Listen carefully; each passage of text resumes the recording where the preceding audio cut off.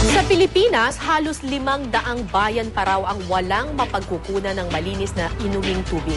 Maraming Pilipino din daw ang nagtitiis sa kakulangan ng maayos na palikuran. Ang mga problemang ito nagre-resulta tuloy sa matinding pagkakasakit ng karamihan. May news to go si Deo Bugawisa. Tampulan ng tukso ang pangalan ng bayang ito sa probinsya ng Northern Samar. Naturingan kasing katubig, pero nananatili raw mailap sa lugar ang malinis na tubig. Sabi ng mga matatanda, katubig pero walang tubig. Pero si Mang Ben hindi natatawa. Ang simpleng biro para sa iba, kalbaryo kasing pinapasan niya araw-araw.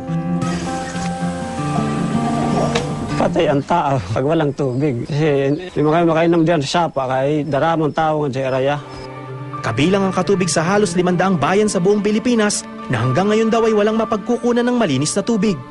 Sa 47 barangay ng katubig, 2 lang may mapagkukunan ng ligtas na inuming tubig.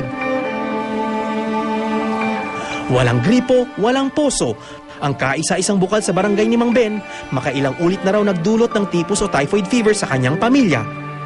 At sa marami pang iba. Gusto namin mayroon kami pag tubig na malinis para ang sakit maiwasan. Ang mga may pera, nakaasa sa mga purified water station na nakakalat sa poblasyon. Pero ang karamihan, tulad ni Mang Ben na 2 lang naman ang pagpipilian, uminom ng tubig na mula sa bukal o mamatay sa uhaw.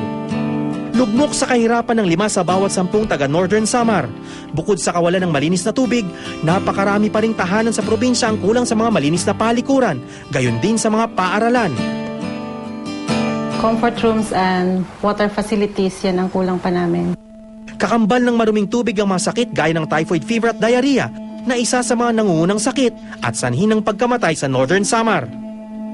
Sa katubig, halos 6 na raang residente o isa sa bawat 50 ang nagkasakit noong 1 taon dulot ng pag-inom ng maruming tubig. Malaking kabalintunaan kung tutuusin ang problema ng mga katubig. Bilang rice granary ng buong probinsya, hindi maikakailang mayaman sa tubig ang katubig. Napapalibutan ng mga sapa, ilog at mga talon.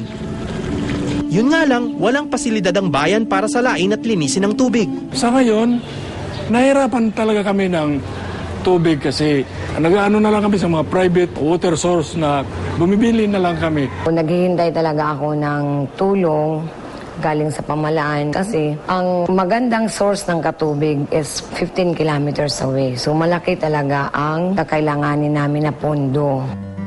Nakakatagal raw ang isang tao ng walang pagkain hanggang 1 linggo o walang tubig hanggang 3 araw.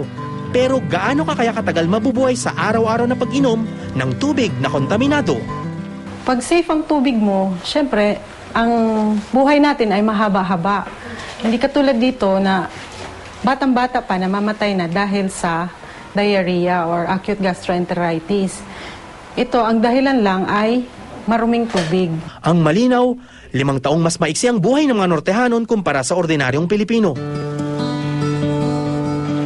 Deo Bugawisan, GMA News.